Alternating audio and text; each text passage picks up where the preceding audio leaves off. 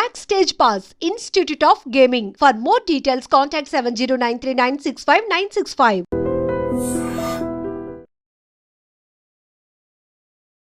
Welcome to I dream. నేను మీ భవ్య. ఇప్పుడు మన ముందు డాక్టర్ బాలకిషన్ ఆయుర్వేదిక్ డిపార్ట్మెంట్లో చాలా ఎక్స్పర్ట్ అనమాట.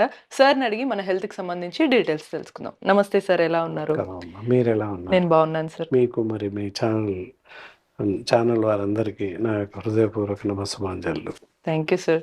సార్, ఈ కడుపు ఉబ్బరం అనేది చిన్న వాళ్ళ నుంచి పెద్ద వాళ్ళందరికీ కూడా ఒక సమస్య ఈ మధ్య కాలంలో చూసుకుంటే. ఎందుకంటే లైఫ్ స్టైల్ మారిన విషయం తెలిసిందే, ఫుడ్ తీసుకునే విధానం మారింది, టైమింగ్ మారింది, ఇవన్నీ మారటం వల్ల కడుపు ఉబ్బరం అనేది పెరిగిపోతుంది. సో అది కాస్త విపరీతమైన అల్సర్గా మారే ఛాన్స్ ఏమన్నా ఉంటుందా? మరి దానికి తగ్గటానికి ఆయుర్వేదిక్లో ఎటువంటి ట్రీట్మెంట్ తీసుకోవచ్చు అంటారు?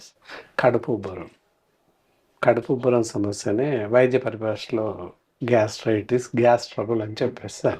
గ్యాస్ ట్రబుల్ అని ప్రతి వాళ్ళకి తెలుసు, అందరికీ నాకు గ్యాస్ ఉంది అని చెప్పేసి అంటూ ఉంటారు.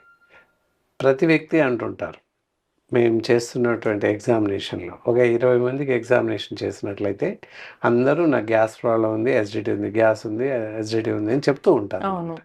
కానీ 20 మందిని మేము ఎగ్జామినేషన్ చేసినట్లయితే ఒకరికి లేదా ఇద్దరికి మాత్రమే ఒరిజినల్గా గ్యాస్ ప్రాబ్లం ఉంటుంది. మిగతా వాళ్ళు ఎవరికి గ్యాస్ ప్రాబ్లం ఉంటుంది అని అపోహపడతారు. అంతే, ఉందేమో అని అపోహపడేసి రకరకాల మాత్రలు వాడేస్తుంటారు. వాళ్ళు లేకపోయినప్పటికీ ఏదో గోలి మింగేస్తుంది. తినే ముందు ఏదో ఒకటి వాళ్ళంతట వాళ్ళే సొంతంగా గ్యాస్ టాబ్లెట్ వేసేసుకోవడం చేస్తారు. వేసుకోకూడదు అనమాట. కానీ సార్, మరి అంటే ఎలా మనం వ్యత్యాసాన్ని ఎలా చూడొచ్చు అంటారు? అంటే నిజంగానే గ్యాస్ ఎలా ఉందని ఎలా తెలుస్తుంది? లేకపోతే ఉబ్బరంగా అనిపిస్తే అది ఖచ్చితంగా గ్యాస్ అని అనుకుంటారు, నిజమా కాదా? ఎలా తెలుసుకోవచ్చు? ఇక్కడ గ్యాస్ ప్రాబ్లం అంటే 2 పరిభాషలు ఉన్నాయి. ఇక్కడ ఒకటి గ్యాసెస్ అంటే అపాన వాయువులు వెళ్ళిపోవడం అనమాట. అపాన వాయువులు ఇప్పుడు ఏదైతే మనకి బైక్ ఉంది లేదా ఒక జీప్ కార్ ఉంది, పైనుండి మనం ఫ్యూయల్ వేస్తూ ఉంటాం. లైక్ మనం ఆహారం తీసుకున్నట్టుగా ఫ్యూయల్ వేస్తాం, ఏదో ఒకటి పెట్రోల్ డీజిల్ ఏదో ఒకటి వేస్తుంది. సో సైలెన్సర్ పొగ్గొట్టం నుంచి పొగ వెళ్ళిపోతూ ఉంటుంది, విషవాయువులు వెళ్ళిపోతూ ఉంటాయి. దట్ ఇస్ కాల్డ్ ఐస్ అపాన వాయువులు. మనిషికి కూడా అలాగే ఇన్పుట్ అవుట్పుట్ అలాగే ఉంటుంది. ఎప్పుడైతే సైలెన్సర్లో ఏదైనా మనం పొగ రాకుండా ఏదైనా క్లోజ్ చేసామనుకోండి, పరిస్థితి ఏంటి? ఇంజన్ ఆఫ్ అవుతుంది, నడవదు, స్టార్ట్ అవ్వదు. అలాగే ఇక్కడ కూడా అపాన వాయువులు వెలువడనట్టయితే గ్యాస్ట్రైటిస్ సమస్య, కడుపు ఉబ్బరం సమస్య తలెత్తవచ్చు. అలాగే అజీర్ణ సమస్యలు తలెత్తుతాయి, మలబద్ధక సమస్యలు తలెత్తుతాయి. సో అపాన వాయువులని జనాలందరూ కూడా అపోహపడి గ్యాస్ ప్రాబ్లం అని చెప్పేసి అనుకుంటుంటారు. అది ఎంతవరకు వ్యత్యాసం అదే అనమాట. అది గ్యాసెస్ ని అలా వచ్చే అపాన వాయువులు కింద నుండి గ్యాసెస్ వెళ్ళిపోతుంటాయి నిరంతరంగా. అప్పుడప్పుడు కొంతమందికి ఎక్కువ తక్కువ, అది డిఫరెంట్ కాబట్టి వెళ్ళిపోతుంటాయి. అలా వెళ్ళిపోయేవాడిని గ్యాస్ ప్రాబ్లం ఉంది నాకని చెప్పేసి అనుకుంటుంటారు. జనాలంతా అనుకునేది అక్కడే అనమాట. అంతే తప్ప ఒరిజినల్ గా గ్యాస్ ప్రాబ్లం ఉండదు. గ్యాస్ ప్రాబ్లం ఉన్న వారికి ఏంటంటే కడుపు ఉబ్బరంగా బాగా టైట్ గా ఉంటుంది, ఏ మాత్రం కదలలేక పరిస్థితి ఉంటుంది, ఆయాసంగా ఉంటుంది. ఈవెందో నీళ్లు తాగే అంత చోటు కూడా ఉన్నట్టు అనిపించదు. అది ఇలా ఇంకా కొంచెం ఏం తిన్నా సరే బయటికి వచ్చేస్తుంది అనే ఫీలింగ్, భయంగా ఉంటుంది, కడుపు అంతా టైట్ గా ఉంటుంది అనమాట. అది గ్యాస్ ట్రబుల్ కి ఉన్నటువంటి కడుపు ఉబ్బరానికి ఉన్నటువంటి లక్షణం. సార్, మరి ఈ గ్యాస్ అంత ఉబ్బరంగా అన్ని సమస్యలతో ఉన్నటువంటి ఈ గ్యాస్ లక్షణాలు మనం చూసాము. సో దాన్ని ఇన్స్టెంట్ గా తగ్గించుకోవడానికి బయట మనం చూస్తున్నాం, ఈనో తాగుతారు, లేదా కొంతమంది డైరెక్ట్ గా గ్యాస్ టాబ్లెట్ వేసుకుంటారు, లేదా జెల్సిల్లనో లేకపోతే సిరప్ లో తాగేస్తూ ఉంటారు. సో అవి మాత్రమే రిలీఫ్ ఇస్తాయి అని కొంతమంది అంటారు, కొంతమందికి అవి కూడా రిలీఫ్ ఇవ్వవు.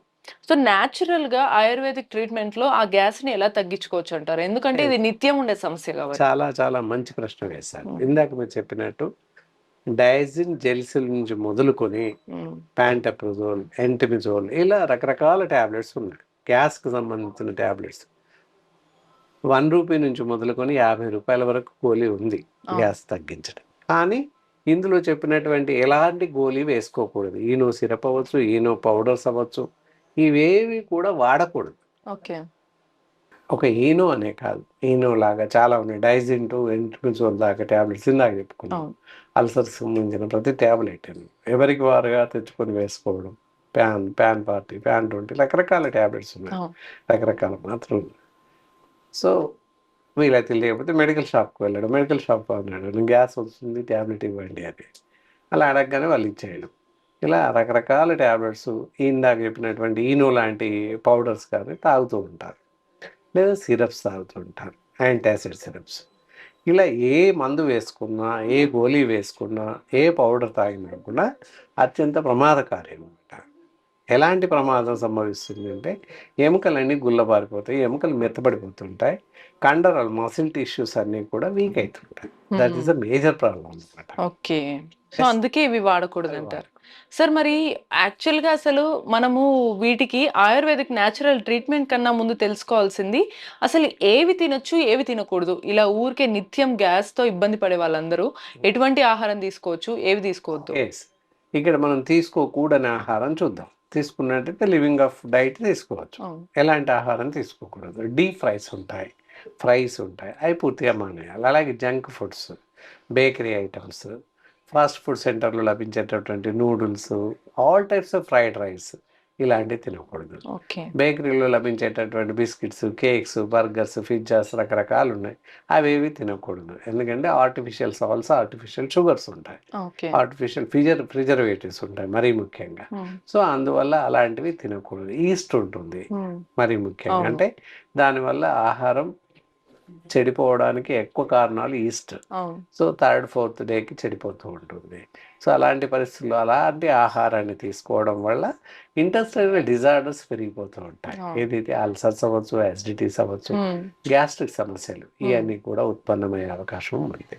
సార్ ఇక్కడ ఇంకో చిన్న సందేహం, ఆహారంలో బయట ఫుడ్తో పాటు కొన్నిసార్లు ఇంట్లోనే న్యాచురల్గా ఉండే ఫుడ్ కానీ, సిట్రిక్ యాసిడ్ ఉన్న వాటిని కానీ, లేదా ఉదయాన్నే కొంతమందికి ఖచ్చితంగా లేవగానే టీ, కాఫీ ఏదో ఒకటి పడాల్సిందే. సో అలా తీసుకున్న వాళ్ళకు కూడా గ్యాస్, లేదా ఇక్కడ ఛాతి మధ్యలో మంట, ఇదంతా కూడా పెరిగే అవకాశాలు కనిపిస్తున్నాయి. మరి వాళ్ళందరూ కూడా ఏం చేయాలంటారు? లేవగానే టీ తాగేవాళ్ళు, కాఫీ తాగేవాళ్ళు నిరభ్యంతరంగా టీ తాగొచ్చు. కానీ ఎలా అంటే టీ పెట్టుకొని చల్లబడ్డాక గోరువెచ్చగా కొంచెం వేడి ఉన్నప్పుడు వామ్ టీ తాగండి. వేడి కాకుండా చల్లటి టీ, కాఫీ, కోల్డ్ కాఫీ తాగొచ్చు. మామూలు కాఫీ కాకుండా కోల్డ్ కాఫీ కలిపి పెట్టేసుకొని చల్లబడ్డాక తాగేయచ్చు. సో అలా తాగినట్టయితే గొంతులో మంట, కడుపులో మంట రాదు. ఎస్, అది. తర్వాత టీ ద్వారానే కడుపులో మంట, ఛాతిలో మంట తగ్గించుకోవచ్చు టీతోనే. ఎలా అంటే ఇప్పుడు మామూలుగా టీ తీసుకుంటాం, టీ పౌడర్, టీ పెట్టేసి పాలు, టీ పౌడర్ అవన్నీ వేసేస్తాం, వాటర్ వేస్తాం, అందులో ఒక పావు టీ స్పూన్ వరకు బ్లాక్ పెప్పర్ పౌడర్ వేసేయాలి. వేసేసినట్టయితే కడుపు ఉబ్బరం కానీ, గొంతులో మంట కానీ అన్నీ తగ్గిపోతాయి, ఎలాంటి సమస్య ఉండదు. టీ అలాగే తాగేస్తాం, అందులో కాస్త పెప్పర్ పౌడర్ యాడ్ చేసినట్లయితే నో రిస్ట్రిక్షన్స్, కడుపు ఉబ్బరం కానీ గ్యాస్ట్రిక్ సమస్యలు ఉత్పన్నం కాకుండా ఉంటుంది. ఓకే సార్, కానీ పులుపు పదార్థాలు తిన్నప్పుడు కూడా కొంచెం గ్యాస్ట్రిక్ సమస్య కానీ, లేదా ఛాతిలో మంట కూడా పెరుగుతుంది కదా, మరి వాళ్ళు ఏం చేయాలి? అలాంటి వారు ఏంటంటే ఏదైనా మంట అలాంటివి ఉన్న వాళ్ళు ఏంటంటే వాళ్ళకి మజ్జిగ ఉంటుంది కదా, చిలికినటువంటి మజ్జిగ ఒకటే నీళ్ళేసి స్పూన్తో కలపడం కాకుండా ఒక అరకప్పు మజ్జిగ పూర్తిగా పాల లెక్క తయారవ్వాలి. ఎలాంటి క్లాట్స్ అవి లేకుండా చాలా జాగ్రత్తగా బాగా తయారు చేయాలి. అలాంటి అరకప్పు మజ్జిగలో అంటే 1:3 డైల్యూషన్స్ ఆ విధంగా చిలికిన మజ్జిగ అరకప్పు తీసుకొని ఒక పావు teaspoon black pepper powder వేసి కలిపి తాగినట్లయితే మంట తగ్గిపోతుంది. విత్ ఇన్ మినిట్స్, గంటలు కూడా అక్కడ, విత్ ఇన్ మినిట్స్లో మంట తగ్గిపోతుంది. సో అలా 1-2 డేస్ వాడినట్లయితే పూర్తి స్థాయిలో తగ్గిపోతుంది. సరే, ఇప్పుడు ఇవన్నీ మనము ఆహార పదార్థాల ప్రకారం చూసాం. ఆయుర్వేదిక్లో ఈ గ్యాస్ట్రిక్ సమస్యకి ట్రీట్మెంట్ ఏం తీసుకుంటే బాగుంటుందంట? ఆయుర్వేదం వైద్యంలో వచ్చేసి అద్భుతమైనటువంటి వైద్య చికిత్స పద్ధతులు ఉన్నాయి. అంటే దానికి కాను గ్యాస్ అండ్ ట్యాబ్లెట్స్ అని, డైజెక్స్ ట్యాబ్లెట్స్ అని, అగ్నితుండి వంటి ట్యాబ్లెట్స్, ఇలా రకరకాలుగా చాలా రకాల ట్యాబ్లెట్స్ ఉన్నాయి. అలాగే కుమారి అసవ, ఇలా కొన్ని ఉన్నాయి. ఏదైతే మనం పేషెంట్ వాళ్ళ యొక్క శరీర పరిస్థితి, నాడీ పరీక్ష చేసి వాళ్ళ శరీర తత్వాన్ని బట్టి వాళ్ళకి ఏ మందు సూట్ అవుతుంది, ఏ మందు సరిపోతుంది అనేది చూసి ఇవ్వడం జరుగుతుంది. మొత్తం పైన కడుపు ఉబ్బరం కానీ, కడుపు టైట్నెస్ అవ్వడం కానీ, గ్యాస్ట్రిక్ సమస్యలు ఉన్న వాళ్ళకి తప్పకుండా తగ్గడానికి మంచి మెడిసిన్స్ ఉన్నాయి. ఈ మందులు వాడి పూర్తిగా తగ్గించుకునే అవకాశం ఉంది. ఓకే. సో, మొత్తంగా మనం ఆహారం పరంగా ఎటువంటి జాగ్రత్తలు తీసుకోవాలి చెప్పారు. దాంతో పాటు అప్పటికి సమస్య తీరట్లేదు, వస్తే ఏం చేయాలి అనుకున్న వాళ్ళకి ఆయుర్వేదిక్ ట్రీట్మెంట్‌లో మంచి మెడిసిన్స్ కూడా ఉన్నాయనైతే సార్ చెప్పారు. మరి ఇటువంటి మరిన్ని ఇన్ఫర్మేషన్స్ కోసం keep watching I dream. Sir, one life lesson what medicine has taught you. whatever you can do without expecting. But I really believe మన పాజిటివ్ యాటిట్యూడ్ ఉంటేనే మనం ఏదైనా సాధించగలం. గట్ని మనం కరెక్ట్గా డీల్ చేసినట్లయితే అది మనకి పాజిటివ్ హార్మోన్స్ని రిలీజ్ చేస్తుంది. షుగర్ వచ్చిన వాళ్ళ పరిస్థితి ఏంటి? పొట్ట దగ్గర పెరిగితే దాన్ని ఆండ్రాయిడ్ అంటారు, ఆండ్రాయిడ్ ఫోన్ కదా. అసలు థాట్స్ ఎందుకు వస్తాయి? బ్రెయిన్ డెడ్ అంటే దానికి ప్రపంచం అంతా కూడా కొన్ని నిర్దిష్టమైనటువంటి లక్షణాలు ఉంటాయి. మానసికంగా ధైర్యంగా ఉంటే క్యాన్సర్ జయించవచ్చు. You are a doctor for a cause sir, అంతే. వాళ్ళకి వచ్చిన ఆదాయం కాకుండా ఫ్రీ సర్వీస్ ఎంతమందికో చేస్తుంది.